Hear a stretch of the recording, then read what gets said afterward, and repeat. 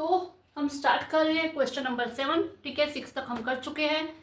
अब देखते हैं 7 क्वेश्चन बच्चों को बहुत ज़्यादा टफ लगता है क्योंकि एक्चुअली इसमें कोई भी वैल्यू या कोई भी पैरेलल ऐसा नहीं लिखा हुआ है, डायरेक्ट एक थ्योरम की तरह वर्ड प्रॉब्लम दे रखी है, तो इसलिए बच्चों को थोड़ा टफ लगता है। लेकिन बहुत सिंपल सम है, अभी आप समझ के देखना, आपको बिल्कुल ऐसा लगेगा इतना सिंपल सम। ठीक है, तो क्या है, using the theorem prove that a line drawn through a mid point of one side. कि क्या बोला है कि अगर कोई एक ट्रायंगल है तो उसके एक साइड के मिड पॉइंट से एक लाइन ड्रॉ की गई है, तो हमने यहाँ पे उस मिड पॉइंट को डी मिड पॉइंट ले लिया है, यहाँ से हमने ये लाइन ड्रॉ कर दी है of the triangle parallel to the another side. अब ये लाइन जो है बीसी के पैरेलल है, अब ये बीसी के पैरेलल होगी, डेफिनेटली एसी के पैरेलल तो होगी नहीं। ठीक है, तो डी मिड पॉइंट से जो लाइन जा रही है डीई, वो पैरेलल है बीसी के। ठीक है, प्रूफ का नाम है other side to the another side bisect the third side. Bisect का मीनिंग क्या होता है बताया था ना, बाइसेक्ट, बाई यानी कि टू, सेक्ट यानी कि बांटना, टू इक्वल पार्ट्स में बांटते हैं, तो बाइसेक्ट आपको बहुत जगह पे आएगा। ठीक है, बाइसेक्ट ध्यान रखना। तो यही है कि वो थर्ड साइड को भी बाइसेक्ट करिए, यानी टू इक्वल पार्ट्स में बांटिए। अब अगर ये टू इक्वल पार्ट्स में बांटेगी तो इसका मतलब क्या हुआ, ये जो ई पॉइंट है ये क्या हुआ, ये इसका मिड पॉइंट हुआ, यानी कि हमें ई मिड पॉइंट प्रूफ करना है। ठीक है, अब इसके आगे एक छोटी सी लाइन और दे रखी है जिसे बच्चे पढ़ के कंफ्यूज हो जाते हैं। Recall that you have proved it in class 9th। क्या है कि 9th क्लास की मिड पॉइंट थ्योरम याद करो। आयत मिड पॉइंट थ्योरम भी ऐसी थी, ध्यान है। Mid point converse of mid point theorem में यही था कि अगर एक साइड के मिड पॉइंट से हमने एक लाइन ड्रॉ किया जो कि दूसरी साइड के पैरेलल है, तो थर्ड साइड को भी मिड पॉइंट पे कट करेगी, ध्यान है, की थी ना। तो वहां पे हमने converse of mid point theorem की थी, यहाँ पे उसी चीज को बीपीटी का यूज करके हम यहाँ पे प्रूफ करेंगे। ठीक है, तो वो वहां पे ये चीज दे रखी है, उसे इग्नोर करो, आगे चलते हैं हम। ठीक है, तो अब यहाँ पे हमें क्या है, सबसे पहले गिवन क्या है, D is the mid point of BC. पहले क्योंकि यहाँ पे आपको यहाँ कुछ भी नहीं दे रखा है, तो इन सारी चीज को हम डिस्क्राइब भी कर लेते हैं। इन triangle ABC, D is the mid point of AB। अगर ये इसका मिड पॉइंट हुआ तो इसका मतलब AD जो है वो DB के इक्वल होगा। ठीक है, ये जो चीज है D मिड पॉइंट है, ये हमें गिवन है। ठीक है, तो AD DB के इक्वल होगा।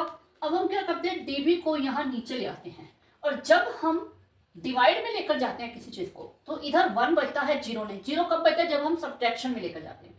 अब ये डिवाइड में जाएगा तो AD अपॉन DB जो है वो क्या आ जाएगा, 1 के इक्वल। इस जो रिजल्ट है इसे हम अपने पास थोड़ा सा संभाल कर रख लेते हैं, आगे यूज करेंगे। अब ये आ गया।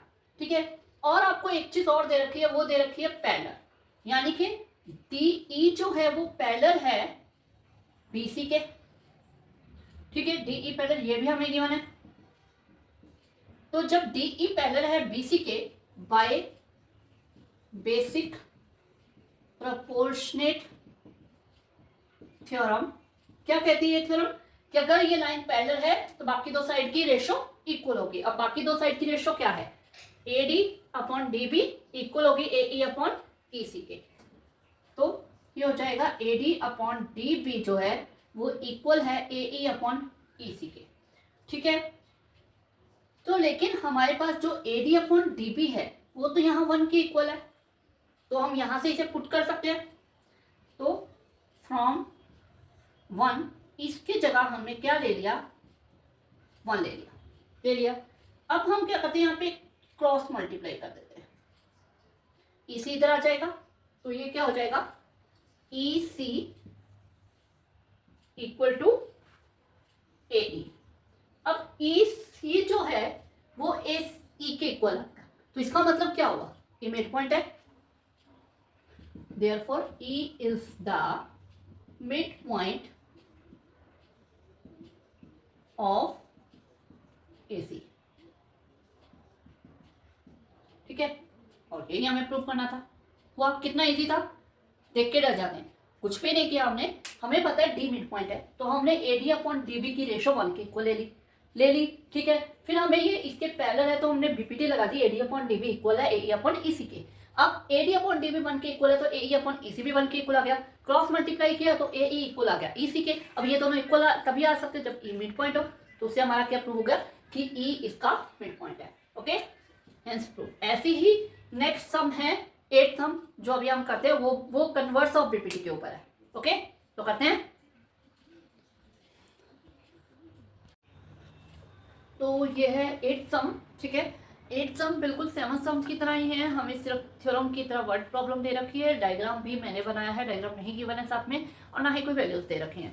इसे हम समझते हैं यूजिंग थ्योरम, यानी कि आपको BPT and converse of BPT का यूज करके prove that the line joining the mid point of any two side of triangle, एक ट्राइंगल की दो साइड के जो मिड पॉइंट है, ठीक है, mid point of two side of a triangle, triangle की दो साइड के मिड पॉइंट, यानी कि यहाँ पे मैंने DAB का और EAC का मिड पॉइंट ले लिया है, इनको ज्वाइन करने वाली लाइन, इन दोनों को जो ज्वाइन करने वाली लाइन है is parallel to third side, यानी कि ये जो लाइन है ये हमें प्रूव करनी है कि थर्ड साइड यानी कि BC के पैरेलल है, ठीक है, ये हमें प्रूव करना है। वैसे ये हम वही इसके साथ भी वही लिखा हुआ है, रिकॉल द 9th क्लास, तो 9th क्लास में मिड पॉइंट थ्योरम में हमने यही प्रूव किया था, लेकिन वहाँ हमने मिड पॉइंट थ्योरम का यूज़ किया था, बट यहाँ पे हम मिड पॉइंट थ्योरम का यूज़ नहीं करेंगे, यहाँ पे हम BPT और कन्वर्स ऑफ BPT का यूज़ करेंगे।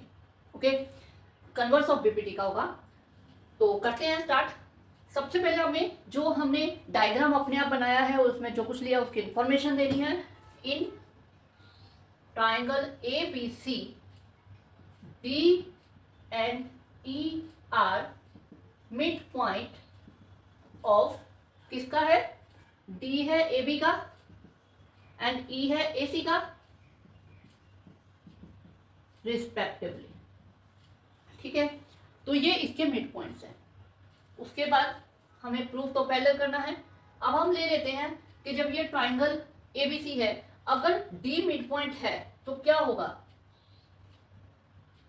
AD अपॉन DB, सॉरी, इसका मतलब क्या हो जाएगा, AD जो है वो DB के इक्वल है, ठीक है, क्योंकि ये मिड पॉइंट है तो मैंने यहाँ पे इस तरह से मार्क भी कर रखा है, AD DB के इक्वल है। जब ये इक्वल है इसे हम यहाँ ले आते हैं। मैंने अभी 7th में भी बताया, 7th एग्जाम्पल में भी बताया था कि जब हम सब्ट्रैक्शन में कोई चीज़ लेकर जाते हैं तो यहाँ 0 बचता है, लेकिन अगर हम डिवाइड में कोई चीज़ लेकर जाते हैं तो यहाँ पे 1 बचता है।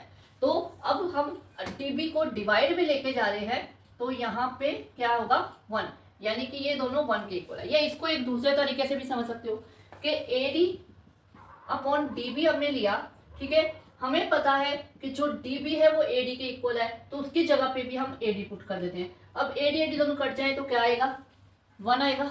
इस तरह से भी ले सकते हो, AD upon DB equal to 1, ठीक है। इसी तरह सिमिलरली आपका AE upon EC equal to 1 होगा। क्यों, क्योंकि यहाँ पे भी हमारा AE जो है वो EC के इक्वल है, ठीक है, E मिड पॉइंट दे रखा है तो ये भी इक्वल है, तो इसे 1 मान लेते हैं, इसे 2 मान लेते हैं। दोनों जो रेशियोज है वो 1 के इक्वल है, तो दोनों आपस में भी इक्वल हो गए क्योंकि वो भी 1 है वो भी 1 है। तो from 1 and 2 AD upon DB जो है वो इक्वल हो जाएगा AE अपॉन EC के, ठीक है। अब जब रेशियो इक्वल हो जाती है, ये वाली AD अपॉन DB इक्वल है AE अपॉन EC के, जब ये रेशियो इक्वल हो जाती है तो कन्वर्स ऑफ BPT क्या कहती है, जब ये रेशियो इक्वल होती है तो लाइंस क्या हो जाती है, ये parallel. Therefore by converse of BPT DE जो है वो पैरेलल है P से। बार बार हर समय बोलती हूँ कि हमें फाइनल एग्जाम में बोर्ड में BPT यूज नहीं करना है, बेसिक प्रोपोर्शनल थ्योरम लिखना है। BPT हम जल्दी के लिए यहाँ पे यूज कर लेते हैं लेकिन बोर्ड में नहीं करना है, पूरा नाम लिखना है।